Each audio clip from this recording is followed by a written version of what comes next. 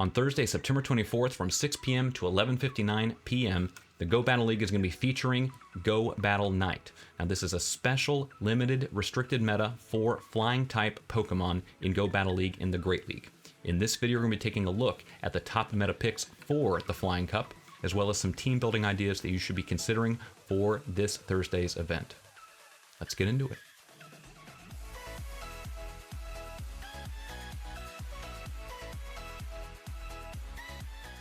Welcome back to the channel, trainers. My name is Oro Chris. I am your catching coach. If you are new to the channel, welcome.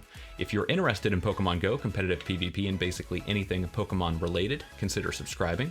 Now, as far as the Flying Cup is concerned, heading over to PokemonGoLive.com, we can see Go Battle Night on Thursday, September 24th, 2020 from 6 p.m. to 11:59 p.m. local time. You can experience the all-new Flying Cup during the limited time Go Battle Night event. As far as the features for the event are concerned, the Flying Cup will be available in this format. Only Flying-type Pokemon will be allowed, and the CP limit is 1,500 CP. You'll be able to complete 20 sets of Go Battle League battles, up from the regular 5 sets, for a total of up to 100 battles. So definitely set aside some time if you're going to be making use of this special event.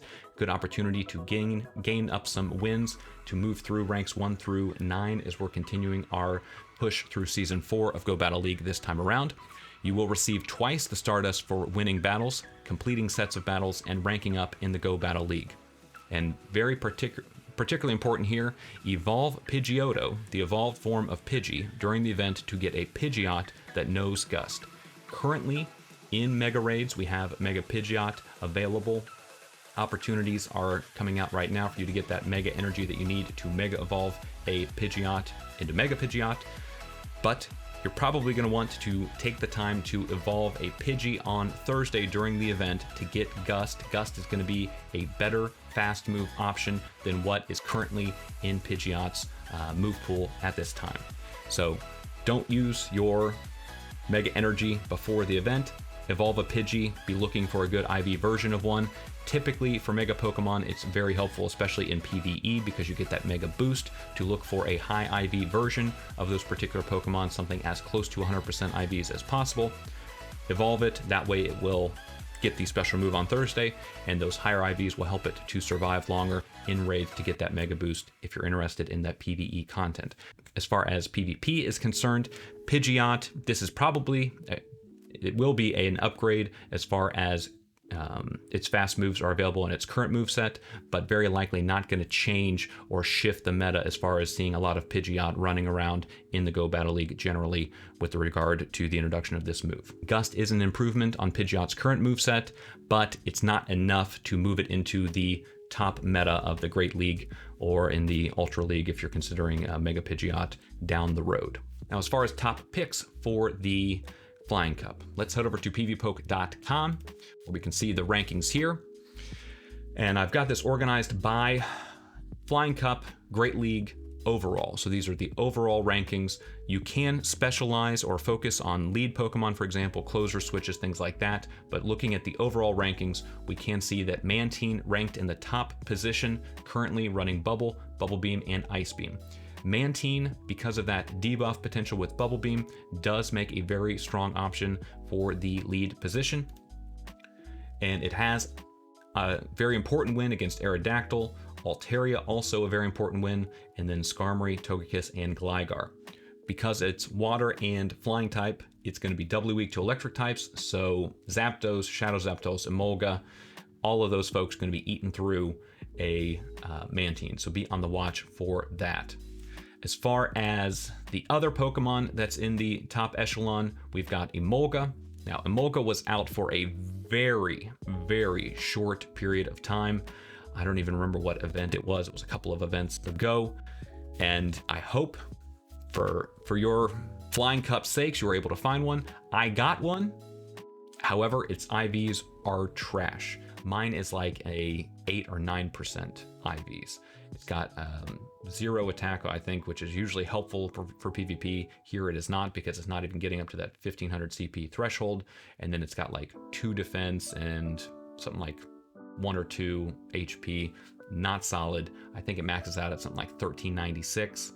I've been walking it. It is a 1 kilometer buddy for candy, so that is especially helpful. If you're not going to use an Emolga for this event and you're interested in the Sylph Arena, I would highly recommend considering adding that as your buddy Pokemon to get those buddy candies. A 1 kilometer buddy is just so efficient to have that in the options, as well as having the opportunity to get them into an excited state. If you get them excited, you get that benefit of the half buddy distance. Now you're at 0.5 kilometers per candy, and it just ramps up. So I've had this guy as my buddy for now a week-ish and a half, just shy of 2 weeks, and I'm already at like 150 candies, and I've only caught 1. So definitely a big help in that regard to save candies. Use those resources, rare candies, for things like 10 kilometer Pokemon or for legendary Pokemon. The other big pick that we're going to be seeing a lot of, I foresee, is Aerodactyl. Now, Aerodactyl, just to take a step back, flying type Pokemon. Flying types are weak to ice, rock, and electric type attacks. So we're going to be looking for potential Pokemon that, one, that have a flying typing, and 2, either have some unique defenses to any of those particular typings, whether that's ice, flying, or ice, rock, or electric, or are going to be hitting for super effective damage into the rest of the field with rock, ice, or electric type attacks. What I mean by special defenses, a Pokemon like Gligar, as a ground and flying type Pokemon, ground resists rock type attacks. So flying would normally take super effective damage from rock type attacks. So those two things negate each other. So Gligar only takes, and as well as Gliscor, only takes neutral damage from rock type attacks.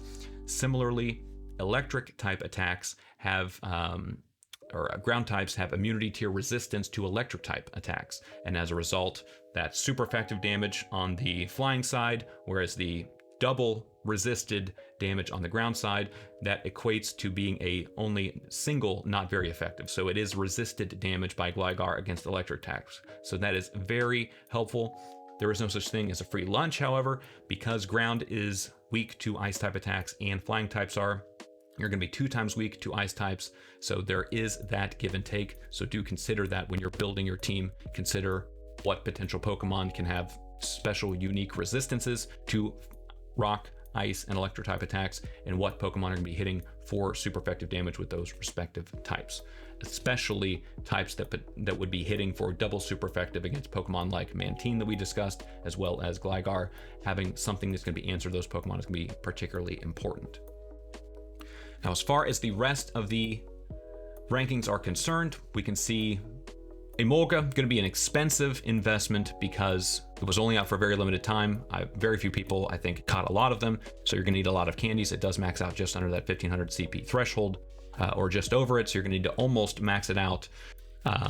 So expensive. Same thing with Zapdos and Shadow Zapdos, also going to be, I think, very popular picks. You will need, however, an elite fast TM for Zapdos. The reason being, Thundershock is really the only viable fast move for Zapdos, and that was only available for a limited time during Raid Day. And as a result, if you've got Charge Beam, I think is the alternative. Not going to make it a worthwhile Pokemon. It just does not have the energy accrual or damage output that Thundershock provides it. Additional movesets you're going to be wanting are Thunderbolt and Drill Peck. And what's beneficial about Zapdos also is if you've got Skarmory coming in, Steel types are going to be resisting the rock type damage from a Pokemon like Aerodactyl. This recommended ranking is running Steel Wing as the fast move. The benefit there against Aerodactyl, going to be hitting that rock type Pokemon for super effective damage, but Steel types are resisted. Steel type attacks are resisted by electric types. So that's another reason that Zapdos, as we can see here, just destroying Skarmory, destroying Mantine, beating out Articuno, and then also able to beat out Emolga. The reason for that, the Drill Peck damage is just going to be way too oppressive for a Pokemon like Emolga, just not going to be able to keep up in terms of dishing it back to Zapdos. And then an interesting pick here, we've got Xatu. I've not heard much discussion, but it is referenced here as far as the key wins for Zapdos. Going to be losing, however, against Altaria. I'm not confident that we're going to be able to avoid Altaria in this meta. Altaria is ranked 10th overall, not going to be hitting for super effective damage into many Pokemon in this meta. Going to be taking as a dragon and flying type 2 times weakness to ice type attacks, so that is not helpful. But very few Pokemon are going to be resisting that Dragon Breath damage, and even when they are resisting it, even like for Pokemon, for example, like Skarmory, Dragon Breath is just so oppressive, able to get tons of damage dealt out in the fast move, and then able to build up to Sky attacks fairly consistently. So that is also going to be a Pokemon that, one, if you're into PvP, virtually everyone that is in Go Battle League or in Sylph Arena that's into the PvP scene in Great League is running Altaria. So most folks are going to have a very high ranked one. As a result, I would expect to see, especially in lower ranks where there's not going to be as many folks searching out the meta picks, looking at investing in a Shadow Articuno or something like that, going to be trying to make do with the best that they can with the stock of Pokemon that they already have available. I would expect to see a good bit of Altaria in the Flying Cup this week. Now, as far as Altaria is concerned, I do think, as we can see here, Aerodactyl going to be one of the top rated picks for the Flying Cup. As a rock type, it's going to be hitting for super effective damage against a lot of flying type Pokemon. What is important, I will refer you to pvpoke.com. Follow them on Twitter. Very important information that they provide. If you're considering investing in an Aerodactyl, an important breakpoint for Aerodactyl against Altaria is hitting a 139.5 attack stat with whatever IV combination you can find that gets there. High attack beats high rank Altaria. What that means is if you've got an attack weighted Aerodactyl, rather than the traditional PvP IVs of like a 0 attack and then a high 15 or 14 in HP and defense, here if you've got your IVs shifted or weighted towards attack, you're going to be able to hit that important breakpoint, and you're able to win out battles against high-ranked Altaria. And most people at this point are running high-rank Altarias because we've had plenty of opportunity to find Swablues with those IV spreads. High defense Altaria makes life a little bit more difficult. So if they don't have necessarily a high rank, but they've got more IVs in defense, not as many in HP, which would enable them then to power up that Pokemon one level higher to get the defense a little bit higher. As a result, that will make a tougher time for Aerodactyl, and then some defense will prevent more damage in the mirror. Roughly 100 in your defense stat is what they're looking for in order to win out in the mirror match. So according to pvpoke.com, crunch the numbers, ideal Aerodactyl is around 13 attack, 10 defense, and then 1 HP. So HP, the least important. What you're going to be looking for is those break and bulk points on attack and defense. Again, 139.5 roughly or more in attack to beat out high rank Altaria, and then a roughly 100 in the attack or in the defense to beat out that mirror match against Aerodactyls. So be on the lookout for that. I know that Aerodactyl was featured in a event we had about a week or two ago, so you should have plenty of candies accrued for that. You should have potentially plenty left in your bag. Aerodactyl is a Pokemon that has a Mega Evolution, so be sure to check those IVs, look into whether or not you want to hold on into any of them for when Mega Aerodactyl ultimately becomes a reality for Go Battle League or in Pokemon Go generally. But those are some important breakpoints to consider. Other than that, Skarmory, again, just like Altaria, I think it's going to be a Pokemon that we're going to see plenty of because a lot of folks have prepared a Skarmory for the Great League. It's a heavier investment. It's that 75,000 Stardust to get that extra move on it. The preferred moveset is different than what it was in a season or two ago. Sky Attack and Brave Bird, now the preferred moveset as far as the charge moves are concerned. Here it's recommended running Steel Wing. The reason being, Steel Wing going to be hitting those rock types for super effective damage, and the alternative on Skarmory, slipping my mind, Air Slash is a flying type move that's going to be resisted by electric types regardless. So going for Steel Wing that's going to be able to hit for super effective damage into the rock types is probably why this is being recommended for the preferred moveset. You are still going to win against Articuno because as a steel type, you're going to be taking resisted damage from ice type attacks. The flying type negates that, so it's only a neutral hit versus ice type attacks into Skarmory, but you're going to be hitting for super effective damage with that Steel Wing. So be sure to consider TMing your Skarmory before you take it into the Flying Cup this week. Shadow Zapdos, virtually the same performance in terms of the rankings. Regular Zapdos, however, a little bit higher ranked. Again, both of these Pokemon, you're going to need to have Thundershock to make those effective. Shadow Articuno ranked very highly, as well as Articuno. If you've already invested in an Articuno, I find it hard to justify reinvesting in a Shadow Articuno. Potentially something to consider would be which of those two Pokemon that you have that are going to be closer to the CP threshold for 1500 for the Great League. Both of them recommending Ancient Power instead of Hurricane, so consider that if you have not already gotten Hurricane on a Zapdos or on a Articuno for the Great League. I would probably shy away from recommending TMing away Hurricane if that's what you've been running in the Great League up to this point. I do know that Hurricane is the preferred moveset in the Ultra League, so something to consider. Don't just willy-nilly TM away Hurricane if you've already taken the time to invest in the Elite TM for those Pokemon. Gyarados, one of those Community Day Pokemon, running Waterfall instead of Dragon Breath. Waterfall going to be hitting a lot of Pokemon in this meta for neutral damage. Virtually, let's see if we can find something that even in the top here. So we have to get all the way down to Pelipper as well as Gyarados itself in the mirror match, a water type that's going to be taking resisted damage from Waterfall. But you've got recommended the Community Day move of Aqua Tail, going to be an important option because in the Great League, Gyarados is not going to have the bulk that it has even in potentially like the Master League. It's not even that bulky of a Pokemon in the Ultra League. So you're going to be looking for a quicker charging charge move, something that is going to be able to spam those neutral hits like Aqua Tail. Gyarados going to be beating out Skarmory. Again, if they're running Steel Wing, Water type's going to be taking resisted damage from those Steel type attacks. Going to be hitting for super effective damage against Aerodactyl. Conversely, Aerodactyl's going to be hitting Gyarados for super effective damage, so there's no such thing as a free lunch. And then Gligar, again, an anti-meta pick, but it's going to be hitting for super effective damage against Gligar and Charizard, so important considerations there. Altaria as a dragon type, going to be taking resisted damage from that water, same thing as Mantine, so consider that when you're in your team building. What are you going to do to address that potential weakness on Gyarados?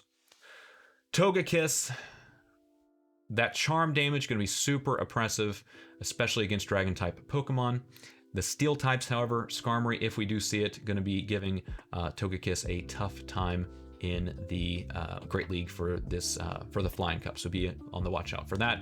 Zapdos, again, electro types can be hitting for super effective damage. And then Honchkrow, I'm not confident we're going to see a lot of Honchkrow, not the thickest Pokemon in the Great League. And then Shadow Salamence, I would also be surprised to see much of in the Flying Cup. So next up, we've got Drifblim. Drifblim, like Mantine, has access to that debuff move. Here it's Icy Wind. Icy Wind, the benefit, going to be hitting for super effective damage against many of these flying type Pokemon. Going to be pulling out wins against Togekiss, Gligar. Gligar, again, as a ground and flying type, going to be taking double super effective damage from ice type attacks, so that is important to consider as well. And then finally, we've got Skarmory edging out Icy Wind, Drifblim, as well as Altaria, Aerodactyl. So some of those key meta picks definitely going to be giving Drifblim a run for its money. So be cognizant of that. I'm not confident given what I'm seeing here as far as the top meta picks all having key losses. That is something that's going to be a tough thing for Drifblim to overcome. Pelipper, I'm not sure that that's any better in performance than Gyarados. Probably Gyarados with access to Crunch could be able to hit for super effect or hit for neutral damage into virtually all Pokemon except for potentially maybe Togekiss that we might see. Blizzard going to take a very long time to charge up, so that could be a definite challenge for Pelipper to succeed. And then Dragonite, probably a worse option in comparison to Altaria, both running Dragon Breath. Dragon Claw does charge damage a little bit, does charge energy more quickly, so you're able to launch those charge attacks faster than with Dragon Pulse on Altaria. But Hurricane does take a lot longer time to charge up than Sky Attack, so there is that give and take, still very highly ranked overall. And as we mentioned, Gligar, recommended is Return. We've got Gligar going to be taking resisted damage or neutral damage from Aerodactyl, resisted damage from Zapdos, but Zapdos with access to Drill Peck still able to almost edge out the win against Gligar. And then Togekiss, Emolga, and Ninjask also some of those important key wins for Gligar. Gligar a little bit higher ranked than Shadow Gligar and Shadow Gliscor. This Gligar recommending return, so you would need to have a Shadow Pokemon, a Shadow Gligar that you had purified to get return on it. The alternative options would be Aerial Ace, Night Slash, return. We can see the usage stats. Night Slash going to be having that opportunity to have a attack buff, so potentially if you're looking for an option as far as a buff or debuff team, running something like an Icy Wind user with Night Slash, roll the dice, see how many times you can get the buff. That would be a potential strategy to consider. And then finally, we've got, surprisingly of all, Mantike, the baby form of Mantine, coming out with some wins here. I wonder, I'm not even sure what that maxes out at, if it maxes out underneath. So as we can see, a CP of 1248, very surprising to see that. So if you've got the Hundo Mantike from a hatch and you're considering doing something a little bit spicy, potentially run a double Mantine, Mantike, and then something that would be able to beat out Zapdos or the other electric types could be a potential option to consider there, but just barely Mantike pulling out the win against a Pokemon like Togekiss. We can see coming out with just 2 HP left in the tank at the end. As far as teams are concerned, again, PvPoke coming through. We've got those trainer battles giving a little bit of a taste. You can go into pvpoke.com, set up a team, and test it against PvPoke's AI, against an artificial intelligence opponent, to see how your team stacks up. These are the usage statistics from the top performers from those training battles on PvPoke's website. The top performer in terms of damage output, we've got Aerodactyl being very successful with a battle team average of 517. Articuno, also very solid performance. Emolga, another very expensive option. So as we can see, Flying Cup going to be an expensive investment for a lot of Pokemon. Aerodactyl, I believe, it was in 10Ks at one point. It probably still is the 75,000 Stardust to add the second move. Articuno, 100,000 Stardust for the second move. Emolga, virtually no one has candies ready for that, so you would need to use rare candies to get that maxed up to where you would need for the 1500 CP threshold. Skarmory, 75,000 Stardust there. Zapdos, another 100,000 Stardust, so very expensive in terms of a meta, but very unique meta as well. I've never seen an Aerodactyl in the Great League. I've yet to run into Emolga. I think we'll have some play, especially in the Silph Arena, but I've yet to run into one thus far. This might be the incentive necessary for someone to invest. We see plenty of Skarmory, but Zapdos, again, a less than common pick in the Great League. So this will be a unique opportunity to see some different Pokemon, potentially shine like Aerodactyl, and I am excited for that. As far as top teams, we've got Skarmory, Aerodactyl, and Articuno in the top position. The benefit here, Skarmory going to be hitting for super effective against Aerodactyl. Aerodactyl, again, that top performer in the individual Pokemon rankings. And then we've got Articuno in the back, potentially running that debuff option with Icy Wind. So a good safe switch potentially in this meta. Going to be taking 2 times super effective damage, however, against rock type attacks. So be on the watch for that. Now, the difference here, we looked at the rankings on the previous page. The rankings are what the simulations show as an overall performance. This is usage statistics and what trainers are using in the trainer battles and how they're performing or overperforming in comparison to what they should be based upon the simulations. So that's the difference between these ranking systems. So this is what actual trainers in the trainer battles are using, making their own independent battle decisions and how the performance is coming out. So we've got Zapdos in the second spot, equally tied in terms of top team performance with Aerodactyl and Altaria. I have heard some discussion on Twitter that a Aerodactyl in the back is a very solid position to have as in terms of team building strategy. Altaria in the front here, the benefit there, short of potentially Togekiss and Skarmory, going to be hitting for at least neutral damage versus everything that's out in the gate. And then Aerodactyl again, we can see here Aerodactyl just all over the place in terms of the top team performance. So if you've not invested in an Aerodactyl, go back to a little bit earlier in the video, look at those IV thresholds and consider what you want to build your team around. Do you want to address more Altaria potentially being out, or do you want to consider having a better defense stat and look at that mirror match? I do think that Aerodactyl will be a fairly common Pokemon, especially in the early hours of the Go Battle League. Again, Go Battle League, it's going to be running this Thursday from 6 p.m. to 11:59 p.m. local time. So if you get on Twitter, get on Twitch, you'll be able to see some other time zones that have started the battles early, and there will be some early scouting reports on what folks are using, what is successful, potentially some anti-meta picks being run on Twitch by some streamers and things like that. So something to potentially consider.